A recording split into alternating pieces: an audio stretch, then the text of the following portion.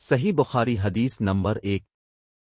ہم کو حمیدی نے یہ حدیث بیان کی، انہوں نے کہا کہ ہم کو سفیان نے یہ حدیث بیان کی، وہ کہتے ہیں ہم کو بن سعید انصاری نے یہ حدیث بیان کی، انہوں نے کہا کہ مجھے یہ حدیث محمد بن ابراہیم تیمی سے حاصل ہوئی،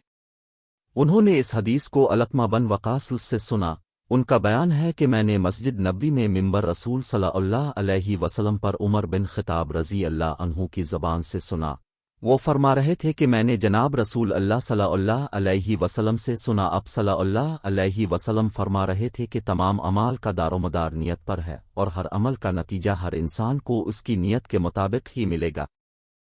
بس جس کی ہجرت ترک وطن دولت دنیا حاصل کرنے کے لیے ہو یا کسی عورت سے شادی کی غرض ہو، بس اس کی ہجرت انہی چیزوں کے لیے ہوگی جن کے حاصل کرنے کی نیت سے اس نے ہجرت کی ہے۔ صحیح بخاری حدیث نمبر 2۔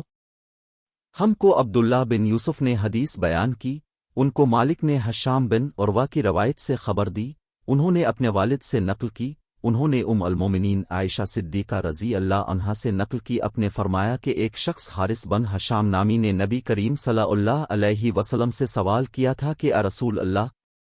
اب پر وحی کیسے نازل ہوتی ہے؟ اب صلی اللہ علیہ وسلم نے فرمایا کہ وحی نازل ہوتے وقت کبھی مجھ کو گھنٹی کی سی آواز محسوس ہوتی ہے، اور وحی کی یہ کیفیت مجھ پر بہت شاک گزرتی ہے،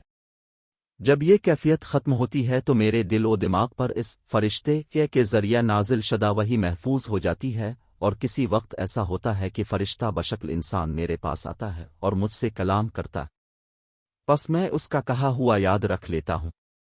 عائشہ رضی اللہ عنہا کا بیان ہے کہ میں نے سخت کڑاکے کی سردی میں نبی کریم صلی اللہ علیہ وسلم کو دیکھا ہے کہ اب صلی اللہ علیہ وسلم پر وحی نازل ہوئی، اور جب اس کا سلسلہ موقوف ہوا تو اب صلی اللہ علیہ وسلم کی پیشانی پسینے سے شرابور تھی۔